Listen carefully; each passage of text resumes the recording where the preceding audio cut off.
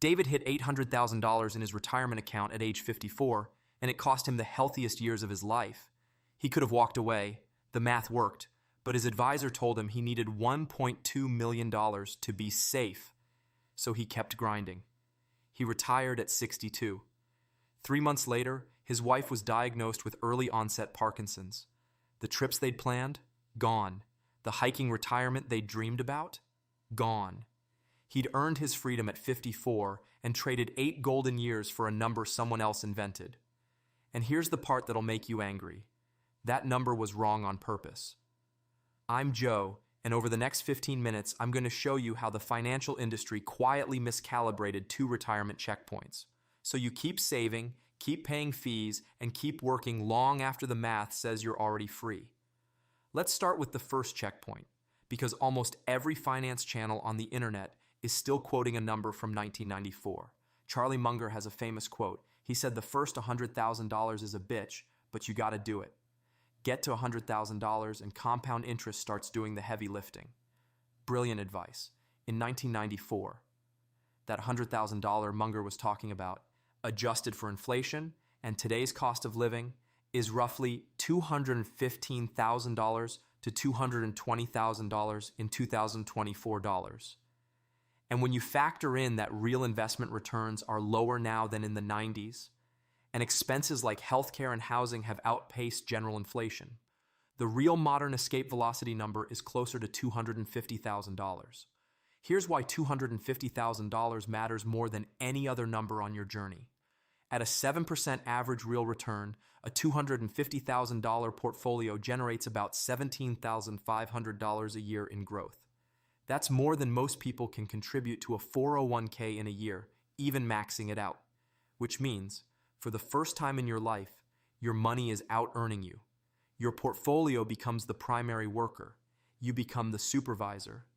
Below $250,000, your contributions drive the train. Above $250,000, compounding does. That's the checkpoint. That's the psychological and mathematical shift. And the industry would really prefer you didn't notice when you hit it, because a person who knows they've hit escape velocity asks different questions about fees. Now the second checkpoint, the hidden finish line, is $800,000.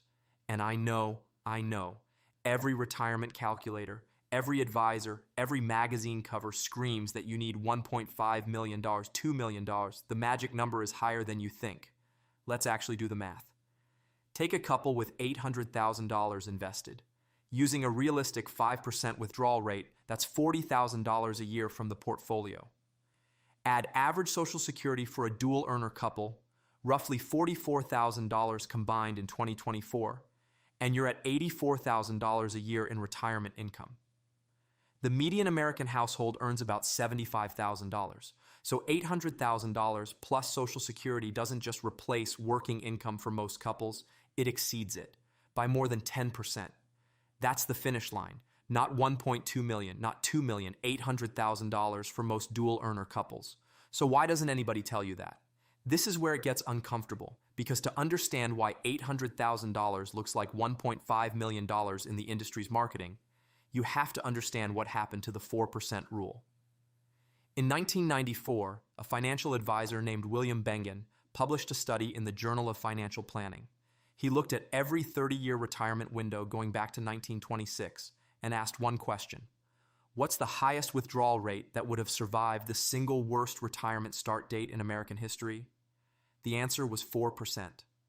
Someone who retired right before the 1966 stagflation disaster, with the worst possible sequence of returns, could have pulled 4% a year and not run out of money.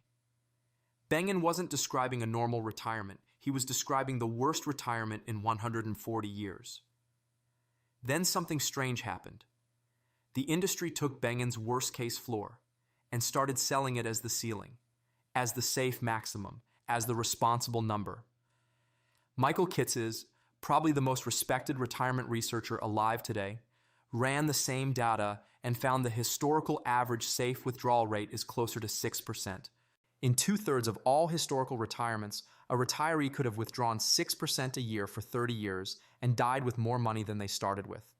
Bengen himself revised the number in 2020 to 4.7% and said in interviews the real safe rate for most retirees is probably between 5% and 5.5%.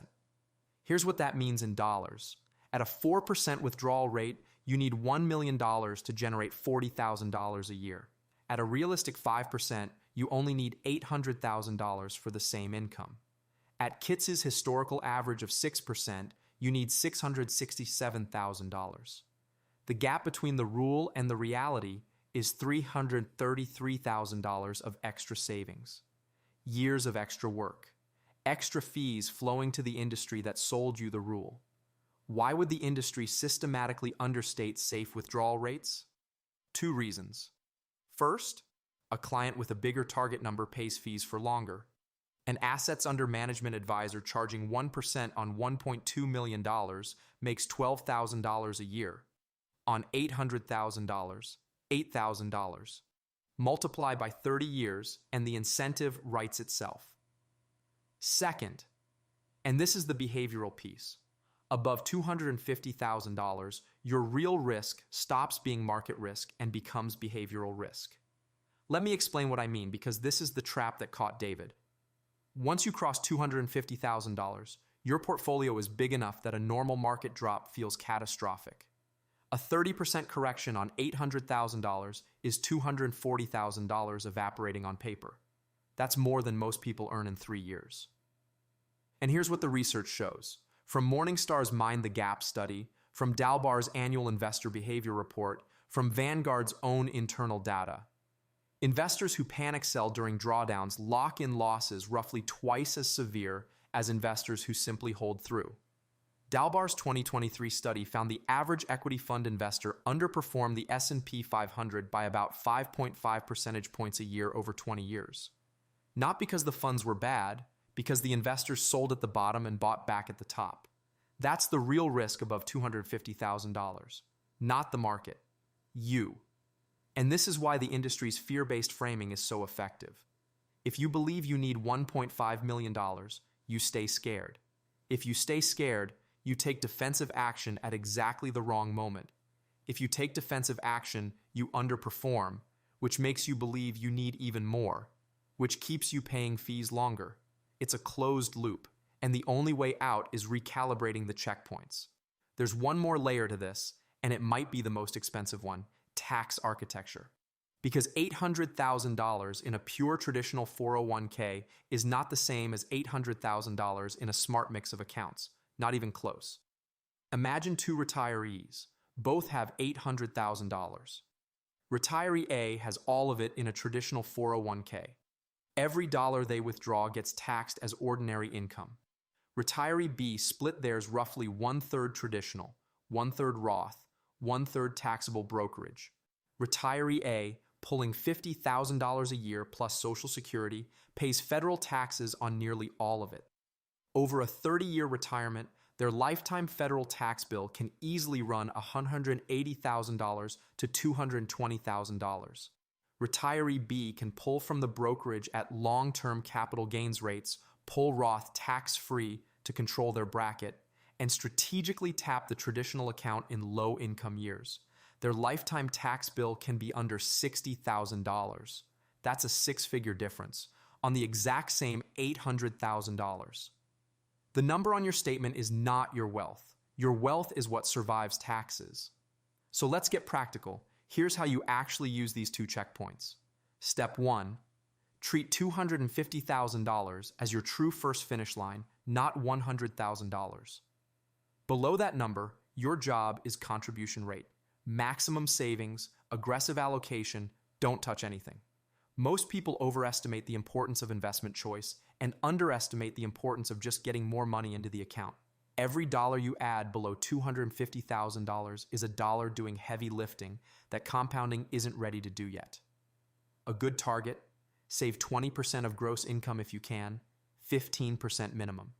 Yes, including the employer match.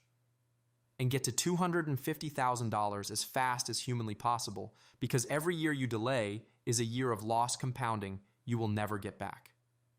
Step 2. Once you cross $250,000, shift your focus from contributions to behavior and allocation. This is the mindset change nobody talks about. Below $250,000, adding money is the lever. Above $250,000, not panicking is the lever. Your job changes from saver to steward. Write down, on paper, what you will do during the next 30% correction, because there will be one. And the version of you reading this calmly is the only version who can make that decision rationally. The version of you watching your account drop $200,000 in a month is not a reliable decision maker. Most investors who hold through drawdowns end up ahead of investors who try to time them, by a lot. That 5.5% annual underperformance DALBAR documented, it's almost entirely driven by panic selling. Step 3, build your tax architecture on the way up, not at the end. If your employer offers a Roth 401k option, seriously consider splitting your contributions. A 50-50 split between traditional and Roth gives you enormous flexibility later. If you only have traditional, look at Roth conversions in low-income years, a gap year, early retirement, a sabbatical. And if you're self-employed or have side income, a taxable brokerage account is not a consolation prize. It's a tax optimization tool.